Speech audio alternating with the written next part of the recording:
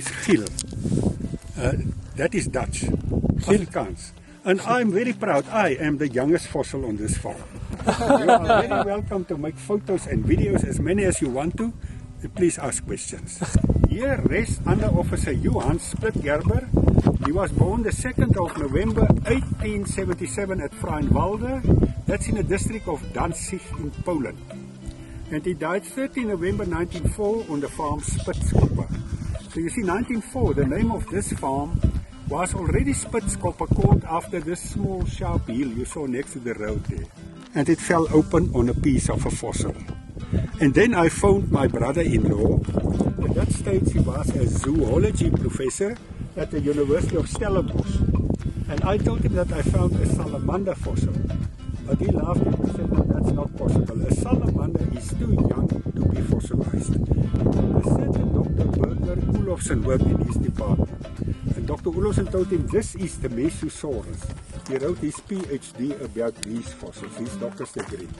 320 million years ago, Southern Africa, as a part of Botswana,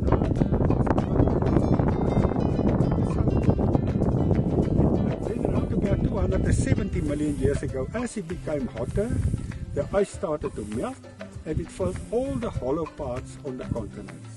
And during that stage, there was a very shallow inlet sea over Southern Africa and South America with lots of swamps. 50 million years ago, that makes them some of the oldest reptile fossils ever found in Southern Africa. Now these creatures were amphibians. They lived in the water and on land. The smallest ones were 35 centimeters, the biggest ones were 1 meter. But during that stage, they were the big creatures in the area. You see, this is my property here, me and the bank, but I'm not allowed to open the fossils. And that is a very good law, for I do not have the skill. If I open it, I shall damage it.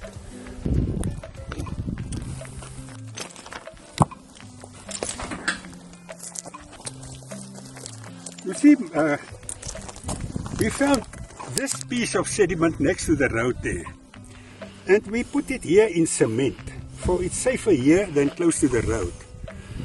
But my son showed me these marks there, and these marks there. And then I hit it on a crack, and it fell open on this one.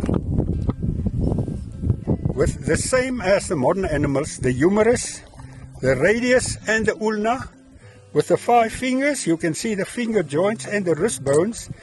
This is the mirror image of that front leg, and that is the mirror image of that front leg.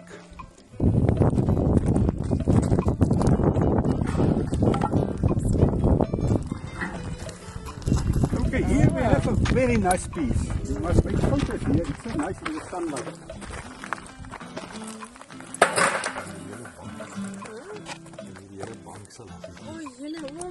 You know? Yeah.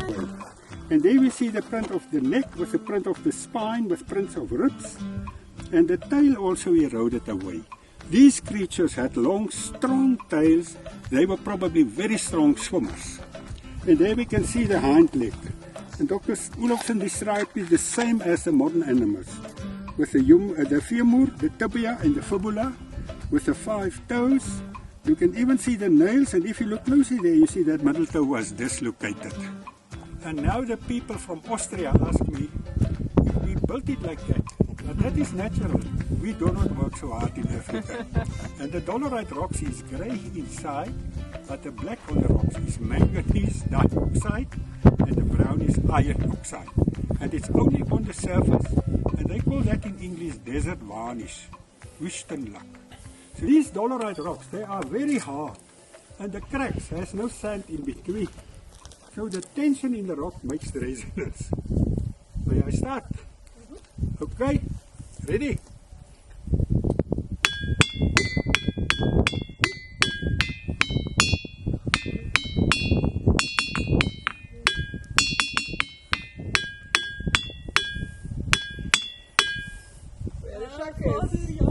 Yeah, Frere Jacob, Father Jacob. And you are very lucky. For the people who do not know the tune, they must walk back to the reception.